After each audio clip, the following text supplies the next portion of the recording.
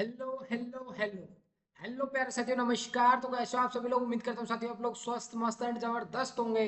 तो साथियों, आज के इस वीडियो लेक्चर में हम बात करेंगे यूपी जीईटी जीएनएम नर्सिंग 2026 को लेकर साइंस के टॉप 20 क्वेश्चंस के बारे में बात करेंगे, जो कि आपको सिलेक्शन दिलाने वाले हैं। साथियों, जो भी स्टूडेंट कह रहे थे सर साइंस की क्लासेस रेगुलर करिए, तो हाँ भाई, आपकी साइंस की क्लासेज है वो रेगुलर हो चुकी है।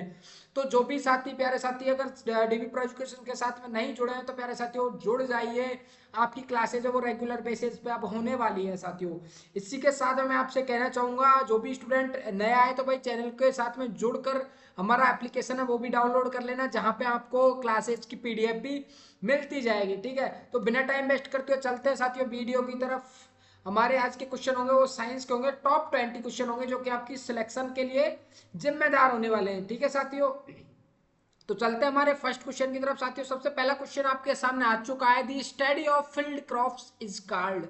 फसलों का अध्ययन क्या कहलाता है साथियों? चार ऑप्शन आपके सामने है साथियों।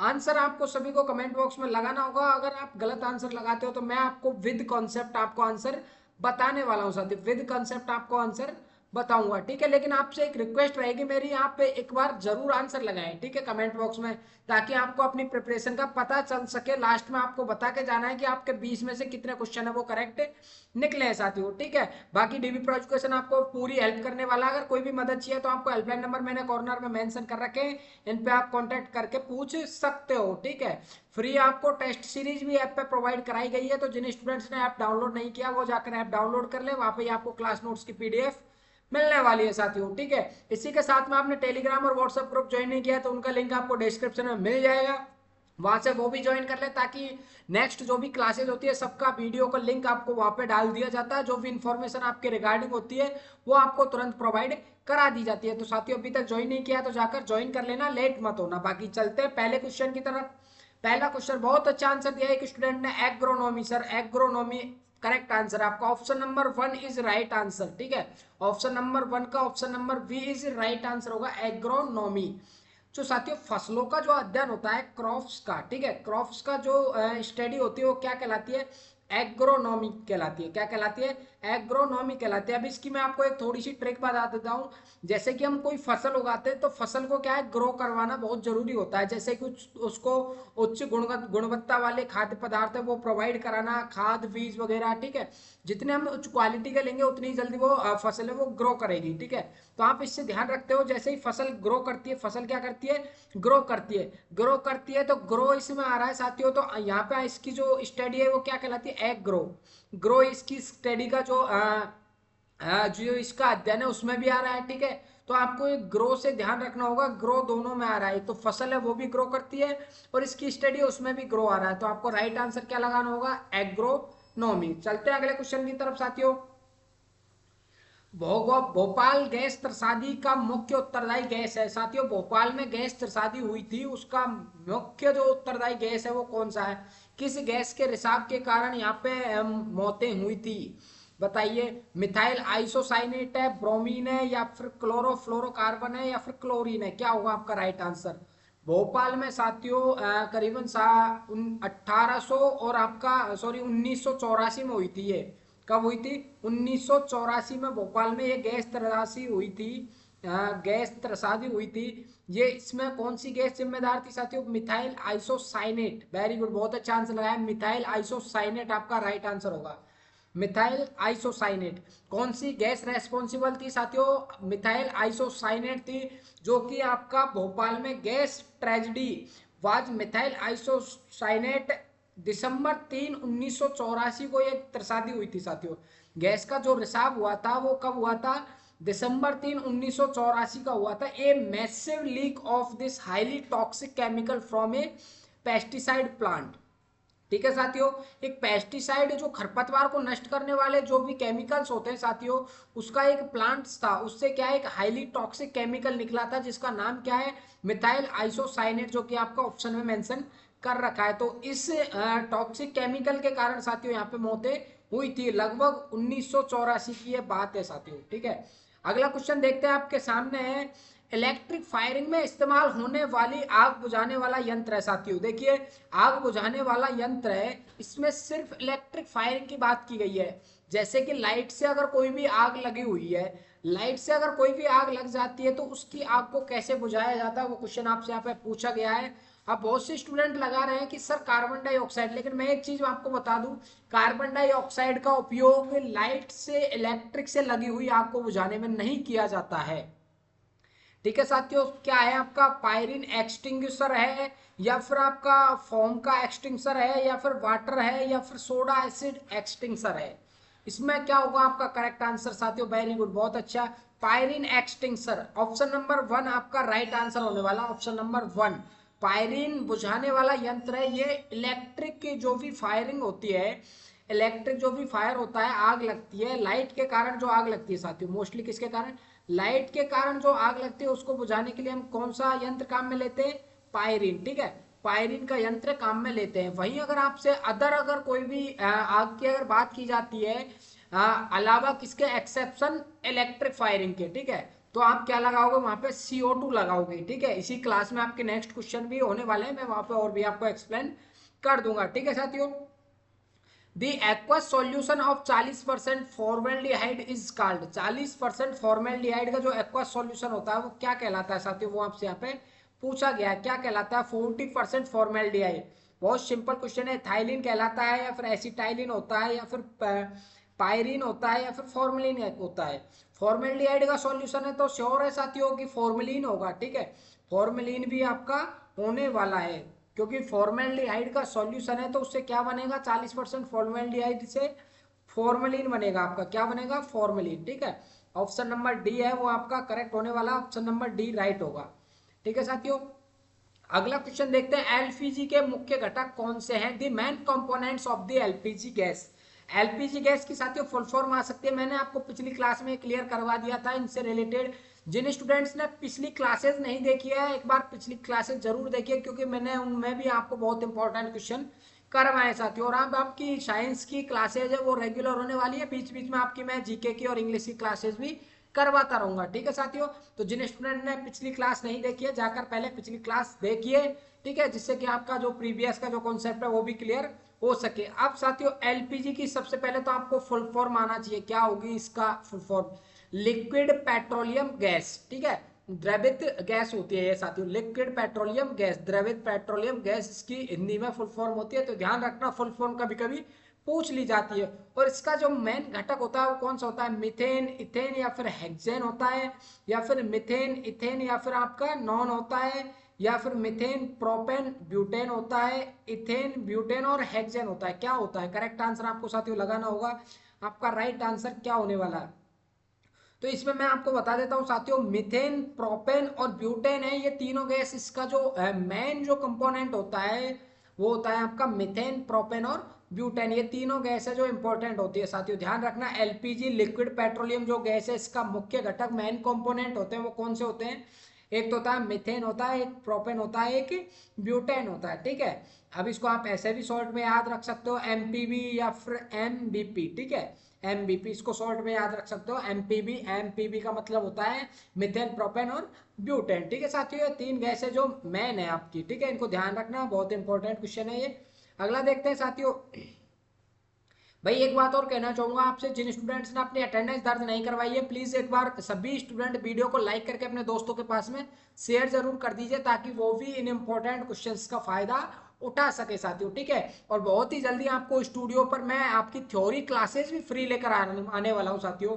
डीवी प्रो एजुकेशन आपकी जो प्रिपरेशन उसमें बहुत ज्यादा मदद करेगा साथियों। आपको थ्योरी क्लासेस भी आपको मैं फ्री कराने वाला हूँ यूट्यूब पर, बहुत ही जल्दी आपका स्टूडियो से क्लासेस होंगी साथियों। ठीक है, फ्री करवाऊंगा, आपको कहीं से कुछ भी बैच वगैरह लेने की जरूरत नहीं है, क्योंकि डीबी प्रो एजुकेशन आपके साथ में आपको फ्री ऑफ कॉस्ट स्टडी करवाने वाला है साथियों। मैं थ्योरी की भी आपको फ्री क्लासेस चलवाऊंगा। ठीक है, तब तक आप अगर सर बोलते हैं कुछ स्टूडेंट की सर हमें सेल्फ स्टडी करनी है, तो आप ऐप पे जाकर आपको ई बुक मैंने आपको वहाँ पे प्रोवाइड कराए दिए है, तो ई बुक आप ले सकते हो, जिससे आपकी सेल्फ स्टडी कर सकते हो, जिसमें आपको लाइन टू लाइन, ठीक है, लाइन टू लाइन आपको वहाँ पे क्वेश्चन दिए हुए हैं साथियों। बहुत शानदार बुक बनाई गई है साइंस की, वो आपको ऐप पे अपलोडेड मिल जाएगी। ठीक है, वहां से आप अपनी सेल्फ स्टडी कर सकते हो। बाकी मैं आपको सारी चीजें टाइम टू टाइम प्रोवाइड कराता रहूंगा साथियों। एप्लीकेशन अभी तक डाउनलोड नहीं किया जिन स्टूडेंट ने वो डाउनलोड कर लीजिए साथियों। प्राकृतिक गैस का मुख्य घटक कौन सा है? The main component of natural gas. एक प्राकृतिक जो गैस होती है उसका मेन कंपोनेंट कौन सा होता है साथियों? मिथेन होता है, इथेन होता है, ब्यूटेन होता है या फिर हाइड्रोजन होता है?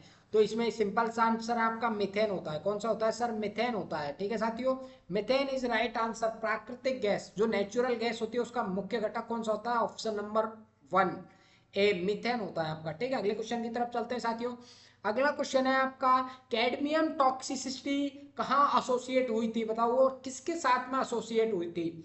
सबसे पहले तो मैं पूछना चाहूंगा आपसे, जो कैडमियम जो प्रदूषण हुआ था वो किससे संबंधित है? और इसी के साथ में एक क्वेश्चन और पूछूंगा कि ये किस देश में हुई थी, किस कंट्री में हुई थी? सबसे पहले ये बताइए किस कंट्री में हुई थी साथियों। मैं तो आपको बताने वाला हूँ, मिनीमाता डिजीज है या फिर ब्लैक फुट डिजीज है या फिर डायलेक्सिया है या फिर इताई इताई है, क्या है? देखिए मैं बता देता हूँ, कुछ स्टूडेंट आंसर नहीं दे पा रहे हैं लेकिन आंसर मैं सबसे कहना चाहूंगा सभी लगाएं। ठीक है, देखिए मैं आपको बता देता हूँ, जो इताई इताई जो डिजीज है ये सबसे पहले कैडमियम टॉक्सिसिटी की वजह से ये दिखाई गई थी। ठीक है, दिखाई दी थी ये किसकी वजह से? Cadmium toxicity. ठीक है, कैडमियम जो एलिमेंट है साथियों, इसकी टॉक्सिसिटी के कारण कौन सी बीमारी हुई थी? इताई इताई डिजीज हुई थी आपकी। ठीक है, इताई इताई डिजीज हुई थी। ठीक है, ध्यान रखना, इटाई इटाई डिजीज किसके कारण हुई थी साथियों? कैडमियम टॉक्सिसिटी के कारण हुई थी। और किस देश में फैली थी साथियों? ये जापान में सबसे पहले फैली थी। ध्यान रखना, बहुत इंपॉर्टेंट क्वेश्चन बनता है यहाँ से कि इताई इताई डिजीज है वो किसके कारण हुई थी? तो आप बोलोगे सर कैडमियम टॉक्सिसिटी के कारण हुई थी। ठीक है, अगर क्वेश्चन पूछता है किस देश में सबसे पहले फैली थी, तो हम कहेंगे सर जापान में सबसे पहले ये फैली थी। ध्यान रखना, जो स्टूडेंट नोट डाउन कर रहे हैं प्लीज नोट डाउन करते चलना। ठीक है, रेगुलर नोट डाउन करते चलना। मैं आपको जो कॉन्सेप्ट बता रहा हूँ वो आपको कहीं पे भी नहीं मिलने वाले हैं। ठीक है, और एक जनरल नॉलेज है, आपको हर जगह काम आएगा ये साथियों। बेसिक जो साइंस मैं आपकी क्लियर करवा रहा हूँ 10th लेवल की आपके एग्जाम के आधार पर, वो आपको बहुत इंपॉर्टेंट है साथियों। ठीक है, क्वेश्चन आ जाए कौन सी डिजीज थी? इटाई इटाई किसके कारण हुई थी? कैडमियम टॉक्सिसिटी के कारण। किस देश में हुई थी? तो साथियों जापान में हुई थी। ध्यान रखना, 3 क्वेश्चन यहाँ से निकल के आते हैं। अगला क्वेश्चन की तरफ चलते हैं साथियों। अगला क्वेश्चन है, बल्ब में निम्न में से किस गैस का प्रयोग होता है? बताओ साथियों। आपने लट्टू देखा है? लट्टू गांव में बोलते हैं हिंदी में लट्टू। अब इस लट्टू में साथियों कौन सी गैस का प्रयोग किया जाता है? इसका मेन जो एग्जांपल मैं बता देता हूं आपको। जैसे आपने कभी देखा होगा जो 100 वाट के जो बल्ब आते हैं, 100 वाट के जो बल्ब आते हैं, जो रेड कलर की लाइट फेंकते हैं। रेड कलर की जो लाइट होती है, इतनी रेड भी नहीं होती है वो, ब्राउन कलर हम बोल सकते हैं। ब्राउन कलर, ब्राउन कलर की जो लाइट होती है साथियों, आजकल तो एलईडी बल्ब चल गए हैं, एलईडी बल्ब ना। लेकिन यहाँ पे एलईडी बल्ब की बात नहीं हुई, मेन जो बात हो रही है वो आपका जो शीशे वाले जो बल्ब आते थे पहले 100 वाट के, जो ब्राउन कलर का उजाला देते, तो उसमें किस गैस का प्रयोग होता था साथियों? बताओ। हाइड्रोजन गैस है आपका, या फिर कार्बन मोनोऑक्साइड है, कार्बन डाइऑक्साइड है, या फिर आपका आर्गन है? कौन सी गैस है साथियों? इसमें आपका करेक्ट आंसर होने वाला है option number D, argon gas है। कौन सी गैस है साथियों? Argon gas. ठीक है, ऑर्गन गैस है, ये आपका बल्ब में फिल की जाती है। कौन सी गैस का प्रयोग होता है साथियों? ऑर्गन गैस का प्रयोग होता है। कौन सी गैस है? आर्गन गैस का आपका प्रयोग होता है। ठीक है साथियों, अगले क्वेश्चन की तरफ चलते हैं। बहुत इंपॉर्टेंट क्वेश्चन है साथियों। मैं जो आपको क्वेश्चन करवा रहा हूँ वो बिल्कुल very very very important question लगा के चलना साथियों। ठीक है, आपके प्रीवियस ईयर के क्वेश्चंस को देखते हुए सारी सीरीज चलाई गई है साथियों। ठीक है, तो इनको सबको नोट डाउन करते चलना। अगला क्वेश्चन देखते हैं, विच of the following is used for ripening of fruits?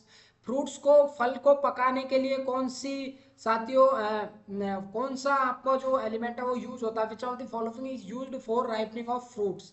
निम्न में से किसका फलों को पकाने के लिए प्रयोग किया जाता है? बताओ साथियों, फलों को पकाने के लिए किसका प्रयोग किया जाता है? मैथाइलिन होता है, एथाइलिन होता है, एसीटोन होता है, या फिर मिथेन होता है? ठीक है, बताइए कौन सी गैस का प्रयोग किया जाता है?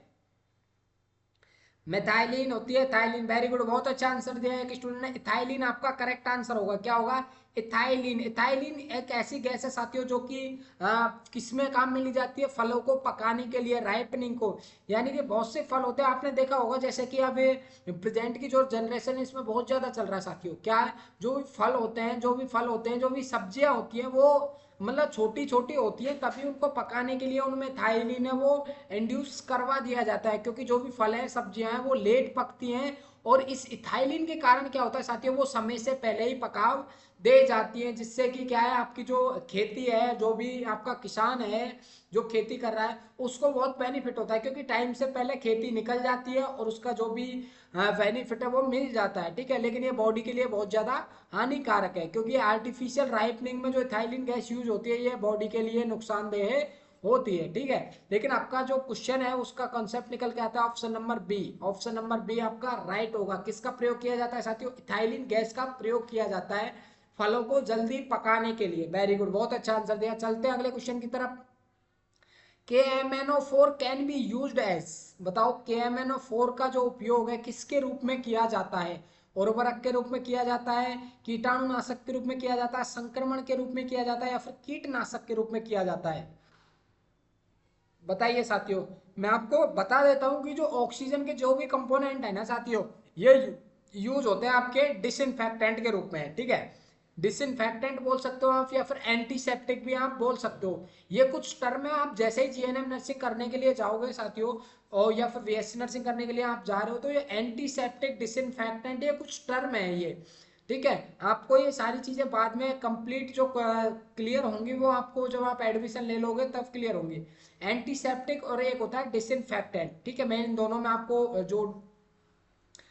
जो इनमें डिफरेंस है वो बता देता हूँ। एंटीसेप्टिक साथियों, जो भी लिविंग ऑर्गेनिज्म है उन पर जो भी आपका संक्रमण होता है उनको नष्ट करने के लिए हम जो यूज करते हैं उनको बोलते हैं हम एंटीसेप्टिक।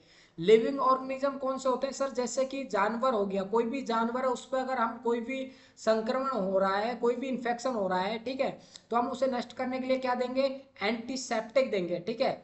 और अगर कोई भी मनुष्य है, मानव है, उसके अगर इन्फेक्शन हो रहा है, कहीं पे भी कट लग जाता है, घाव हो जाता है, तो संक्रमण से बचाने के लिए क्या लगाते हैं हम, एंटीसेप्टिक लगाते हैं। वहीं अगर बात करें सर डिसइंफेक्टेंट क्या होता है, फिर डिसइंफेक्टेंट में सिर्फ इतना सा फर्क है कि ये नॉन लिविंग सरफेस पे यूज होता है, नॉन लिविंग सरफेस पे ये यूज होता है। जैसे कि आपने देखा होगा कमरों में या फिर हॉस्पिटल में अगर बात करें हम, तो जो फर्श को जो साफ किया जाता है, ठीक है, आपने देखा होगा जैसे हॉस्पिटल में रोज सफाई होती है, फिनाइल डाल के होती है, अलग अलग डिसइंफेक्टेंट है उनको डाल के सफाई की जाती है। जैसे कि कोई भी कुर्सी हो गया, मेज होगा, कोई भी नॉन लिविंग जो सरफेस है उस पर आप जब सफाई करते हो, उसका जब संक्रमण दूर करने के लिए उस पर कोई भी अगर चीज डाली जाती है, वो होती है आपका डिसइंफेक्टेंट, ठीक है साथियों, डिसइंफेक्टेंट। तो यहाँ पे KMnO4 है, पोटेशियम परमैंगनेट, ठीक है। KMnO4 को क्या बोला जाता है, पोटेशियम परमैंगनेट। तो ये डिसइंफेक्टेंट के रूप में काम में लिया जाता है, ठीक है साथियों। किसके रूप में काम में लिया जाता है, डिसइंफेक्टेंट के रूप में काम में लिया जाता है। वहीं अगर हम बात करें सर एंटीसेप्टिक कौन कौन से होते हैं जो लिविंग सरफेस पे यूज होते हैं, एंटीसेप्टिक में आता है आपका पोविडीन आयोडीन। आपने ट्यूब देखा होगा, जैसे ही किसी के कट वगैरह लग जाता है तो पोविडीन आयोडीन का ट्यूब लगाते हैं साथियों, जो कि येलो कलर का आता है। आप सब जानते होंगे, जो भी बच्चा क्लास देख रहा है सबको पता होगा कि येलो कलर का पोविडीन आयोडीन का ट्यूब आता है। जैसे किसी के कट लग जाता है या फिर चोट मोच लग जाती है तो उस पर येलो कलर का ट्यूब लगाते हैं, क्योंकि लिविंग सरफेस पे जो एंटीसेप्टिक का काम करता है वो कौन करता है, आपका पोविडीन आयोडीन करता है। जैसे कि आपने देखा होगा साथियों एथेनॉल है, जैसे कि आपने देखा होगा एथेनॉल है, एथेनॉल का यूज किया जाता है। जैसे आपका सैनिटाइजर हो गया, सैनिटाइजर में क्या आता था साथियों, एथेनॉल आता था, ठीक है, एथेनॉल आपका आता था। एथेनॉल की वजह से वो क्या है, जैसे कोरोना महामारी के टाइम पे सैनिटाइजर बहुत ज्यादा यूज हुए थे, क्योंकि उसमें क्या आता, एल्कोहल आता था। क्या आता था, एथेनॉल एल्कोहल बोल सकते हैं हम इसको, एल्कोहल आता था। अब ये एल्कोहल क्या करता है साथियों, ये एल्कोहल अगर हम इसको लिविंग सरफेस पे डालेंगे तो एंटीसेप्टिक का काम करेगा, और नॉन लिविंग पे डालेंगे तो हमें एंटीसेप्टिक की जगह डिसइंफेक्टेंट का काम करेगा, ठीक है। तो ये जो अल्कोहल आता था तो ये एंटीसेप्टिक का काम करता था साथियों। आई होप आप सभी को ये सारी चीजें कंसेप्ट के साथ में क्लियर हो गई होंगी। अगर क्लियर हो गई हो तो एक बार मेरे को कमेंट बॉक्स में यस टाइप कीजिए साथियों, बताइए क्लियर हुई या नहीं हुई, या फिर और भी कोई डाउट है तो बताइए कमेंट बॉक्स में, जल्दी बताइए साथियों। क्लियर हो गई तो यस टाइप कीजिए। इसमें आपका ऑप्शन नंबर सी राइट होगा साथियों। क्या होगा, ऑप्शन नंबर सी आपका राइट होने वाला है, ठीक है। चलते हैं अगले क्वेश्चन की तरफ। अगला क्वेश्चन देखिए साथियों, कृत्रिम अपमार्जक तैयार किए जाते हैं, जो सिंथेटिक जो भी डिटर्जेंट होते हैं वो किससे तैयार किए जाते हैं, potassium salt of higher fatty acid से, या फिर आपका sodium salt of higher fatty acid से, या फिर हाइड्रोकार्बन ऑफ पेट्रोलियम से। किससे तैयार किए जाते हैं साथियों? मैं आपको बता देता हूँ, डिटर्जेंट। डिटर्जेंट अगर बात की जाती है तो डिटर्जेंट वो होते हैं साथियों जो दाग धब्बा होता है हमारे कपड़ों पर, उनको हटाने के लिए जो हम इस्तेमाल करते हैं वो होते हैं डिटर्जेंट पाउडर। ठीक है साथियों, डिटर्जेंट जिनको हम साबुन भी बोलते हैं, ठीक है, साबुन सर्फ भी हम उनको बोलते हैं। तो साथियों जो अपवार्जक है उनको तैयार करने के लिए क्या काम में लिया जाता है, तो मैं आपको बता देता हूँ। अगर साबुन की कहीं पे भी बात आती है तो आपको सबसे पहले सोडियम ध्यान रखना होगा साथियों। क्या ध्यान रखना होगा? सोडियम ध्यान रखना होगा। ठीक है, सोडियम, सोडियम का जो साल्ट है वो इसमें हमेशा यूज होता है साबुन की अगर कहीं पे भी बात करें तो। आप इसमें देख लो सोडियम आपको कहाँ दिख रहा है, इधर potassium salt of higher fatty acid, इधर सोडियम। ये रहा आपका ऑप्शन नंबर बी में। ठीक है, ऑप्शन नंबर सेकंड आपका राइट आंसर होने वाला है, sodium salt of higher fatty acid. उच्च बसीय अम्लों का सोडियम लवण में आपका इस्तेमाल किया जाता है अपमार्जक साबुन बनाने के काम में लेते समय। ठीक है, आपका ऑप्शन नंबर बी राइट होगा। चलते हैं अगले क्वेश्चन की तरफ। अगला क्वेश्चन साथियों देखिए, निम्न में से किसका उपयोग अग्निशमन यंत्र में किया जाता है? साथियों सभी स्टूडेंट कमेंट बॉक्स में आंसर लगाते चलो, लास्ट में बता के जाना कि सर हमारे कितने क्वेश्चन करेक्ट निकले हैं साथियों, जरूर। ठीक है, और साथियों मैं कहना चाहूंगा जिन स्टूडेंट ने अभी तक वीडियो को लाइक नहीं किया, प्लीज एक बार वीडियो को लाइक करके शेयर कर दीजिए अपने दोस्तों के पास में। ठीक है, लाइक करके अपनी अटेंडेंस जरूर दर्ज करवा देना मेरे प्यारे रसगुल्लो, सभी से मैं रिक्वेस्ट कर रहा हूँ। ठीक है, बाकी अगला क्वेश्चन आपके सामने है, which among the following is used for fire extensor? बताइए, उपयोग अग्निशमन यंत्र में किया जाता है, क्या किया जाता है? Carbon dioxide, oxygen, sulphur dioxide. ये थोड़ा और भी आपको डाउटफुल करने के लिए डबल ऑप्शन दे दिए, ओनली वन करेक्ट है इसमें, या फिर ओनली टू करेक्ट है, या फिर ओनली थ्री, कौन सा आपका करेक्ट होने वाला है साथियों? बताइए, अग्निशमन में कौन सा उपयोग किया जाता है? तो मैंने आपको बताया था, अगर आपसे इलेक्ट्रिक की बात की जाए, ठीक है, इलेक्ट्रिक की अगर बात की जाए आपसे, तो आपको क्या करना होगा? पायरीन करना होगा। बाकी अदर की अगर बात की जाए तो आप क्या करोगे? Carbon dioxide. बहुत अच्छा आंसर दिया, very good. Option number one is correct. तो ओनली वन, ओनली वन आपका करेक्ट आंसर होगा, ऑप्शन नंबर ए। ठीक है साथियों, चलते हैं अगले क्वेश्चन की तरफ। साथियों जिन स्टूडेंट ने अभी तक एप्लीकेशन को डाउनलोड नहीं किया है, एक बार एप्लीकेशन को डाउनलोड कर लें साथियों। वहां पर आपको क्लासेज की पीडीएफ भी मिल जाएगी। और आपने अभी तक हमारा टेलीग्राम और व्हाट्सएप ग्रुप ज्वाइन नहीं किया है तो डिस्क्रिप्शन में लिंक है, वो भी आप ज्वाइन कर लेना, ताकि आपके वहां से सारे जो भी डाउट है कि सर कब हमें क्लास का लिंक मिलेगा, कब क्लासेज होती है, इसके रिगार्डिंग कोई भी नोटिफिकेशन, कोई भी इंफॉर्मेशन होती है, सब आपको टेलीग्राम और व्हाट्सएप ग्रुप पर प्रोवाइड करा दी जाती है। लिंक डिस्क्रिप्शन में, आप वहां से ले सकते हो। बाकी अगर आपको वहां पे नहीं जाना है तो आप हेल्पलाइन नंबर पे व्हाट्सएप मैसेज कर सकते हो, हाय। आप जैसे ही मैसेज करोगे तो आपके पास में टेलीग्राम ग्रुप, व्हाट्सएप ग्रुप, सबकी आपको लिंक मिल जाएगा, तो वहां से भी आप डायरेक्ट ज्वाइन कर सकते हो साथियों। ठीक है, चलते हैं अगले क्वेश्चन की तरफ। रॉक साल्ट निम्न में से किस खनिज युक्त होता है साथियों? रॉक, रॉक मीन्स होता है साथियों चट्टाने। ठीक है, रॉक का मतलब होता है चट्टाने। ठीक है, rock salt contain which mineral? जो चट्टानों से जो नमक प्राप्त होता है वो कौन सा होता है साथियों? अब नमक का जो सिंपल फॉर्मूला है वो अगर पता होगा तो आप आंसर है वो लगा दोगे साथियों। क्या है नमक का फॉर्मूला? NaCl, sodium chloride. नमक का फॉर्मूला है साथियों NaCl, ध्यान रखना। नमक का फॉर्मूला है वो कौन सा है? साधारण नमक का NaCl आपका क्या है? NaCl। अब Na को क्या बोलते हैं हम? सोडियम। और Cl को बोलते हैं हम क्लोराइड। क्या बोलते हैं साथियों अगर हिंदी में बात करें तो हम? Sodium chloride. क्या होता है? Sodium chloride. ठीक है साथियों, सोडियम क्लोराइड। अब सोडियम क्लोराइड देख लीजिए साथियों, कौन सा साल्ट इसमें से मैच हो रहा है, वही आपका राइट आंसर हो जाएगा, सोडियम। वेरी गुड, बहुत अच्छा, sodium is correct answer. Rock salt होता है, साल्ट को बोलते हैं साथियों नमक। ठीक है, तो जो चट्टानों से जो नमक प्राप्त किया जाता है, जो भी समुद्र से जो नमक प्राप्त किया जाता है साथियों, उसमें कौन सा आपका मिनरल है वो इंपॉर्टेंट होता है? वो होता है आपका सोडियम साल्ट। ठीक है, सोडियम प्लस में आपका क्या होता है? क्लोराइड होता है। ठीक है, तो सोडियम आपका राइट आंसर होगा। अगला देखते हैं, सूखी बर्फ या फिर ड्राई आइस किसे कहते हैं साथियों? What is dry ice? सूखी बर्फ, जैसे कि आपने देखा होगा सूखी जो बर्फ होती है, जैसे कि बर्फ है वो एक तरह से सूखी होती है। जैसे मैं आपको एक एग्जांपल देके बताना चाहूंगा, जैसे आप किसी बर्फ को गर्म करते हो तो वो पिघलने लग जाती है। ठीक है, आप जैसे ही इसको आईसी या फिर फ्रीजर में अगर आप इसको जमाओगे तो ये सूख जाएगी, बिल्कुल कड़क हो जाएगी साथियों। तो ये किसकी होती है ये? तो इसमें कौन सी गैस होती है? कार्बन डाइऑक्साइड होती है, या फिर नाइट्रोजन डाइऑक्साइड होती है, सल्फर डाइऑक्साइड होती है, या फिर ठोस जल होता है साथियों। ठीक है, जल होता है। तो जल साथियों एक तरल पदार्थ होता है। जल क्या होता है? एक तरल पदार्थ होता है। पानी तरल पदार्थ होता है, तो सॉलिड वाटर तो आपका होने वाला नहीं है, ना ही आपका सल्फर होता है, ना ही आपका नाइट्रोजन होता है, तो इसमें होता है आपका कार्बन डाइऑक्साइड। ठोस कार्बन डाइऑक्साइड की होती है, जो सूखी बर्फ होती है साथियों वो किसकी होती है, ठोस कार्बन डाइऑक्साइड की होती है। इसलिए आपका option number 1 is correct answer साथियों। बहुत अच्छा आंसर लगाया ऑप्शन नंबर 1, जिन स्टूडेंट ने लगाया वेरी गुड, बहुत अच्छा दिया आंसर, आपका ऑप्शन नंबर 1 करेक्ट होगा। अगला क्वेश्चन देखते हैं साथियों, fire extinguisher emit which gas. जो फायर एक्सटिंग्विशर आपने देखे होंगे जो पेट्रोल पंप पे लगे होते हैं, मोस्टली आजकल वाहनों में भी फैसिलिटी प्रोवाइड करा दी है, वाहनों में लगे होते हैं, आपने देखा होगा बड़ी बड़ी कंपनीज में, कॉलेजेस में, हॉस्पिटल्स में, सब जगह लगे होते हैं। तो उसमें कौन सी गैस है वो पाउडर के रूप में भरी जाती है साथियों। आपने देखा होगा पाउडर निकलता है येलो कलर का, कुछ ब्राउन कलर का, कुछ ऐसा पाउडर निकलता है, वो किस गैस का होता है। मैंने आपको ये क्वेश्चन 2 बार क्लियर करवा दिया, कार्बन डाइऑक्साइड का होता है। किसका होता है, कार्बन डाइऑक्साइड का होता है। ऑप्शन नंबर 1 आपका राइट आंसर होगा। चलते हैं अगला क्वेश्चन देखिए साथियों, साबुन में कौन सा क्षार उपस्थित होता है, मैंने आपको अभी बताया है। साबुन की जहां पे बात करें तो हम किसको पकड़ेंगे, सबसे पहले पकड़ के बैठ जाओ आपका सोडियम को। किसको पकड़ के बैठ जाओ साथियों, सोडियम को। तो सोडियम हाइड्रोक्साइड आपका राइट आंसर होगा।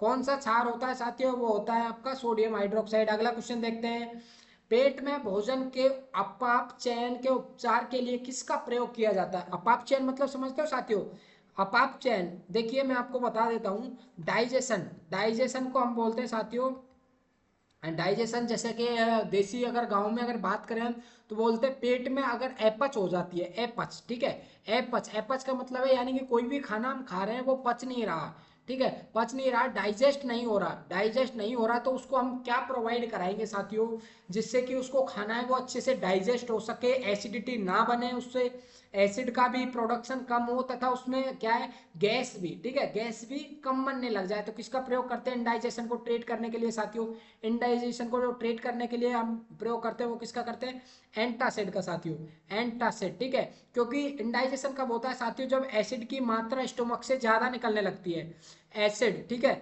आपको क्वेश्चन आ सकता है, एक क्वेश्चन मैं आपको क्लियर करवा देता हूँ, स्टोमक, स्टोमक से कौन से अम्ल का श्रावण होता है साथियों, कौन सा अम्ल है वो एक्सक्रिएट आउट होता है, तो वो होता है आपका हाइड्रोक्लोरिक अम्ल, ठीक है, हाइड्रोक्लोरिक अम्ल, HCl होता है आपका हाइड्रोक्लोरिक अम्ल, जिसको हम गैस्ट्रिक जूस के नाम से भी जानते हैं साथियों। क्या नाम से जानते हैं, गैस्ट्रिक जूस, ठीक है, गैस्ट्रिक जूस के नाम से भी इसको जाना जाता है, गैस्ट्रिक जूस। तो साथियों जो HCl निकलता है आपके किस पार्ट से निकलता है बॉडी के, क्वेश्चन आएगा तो आप बोलेंगे सर आमाशय से।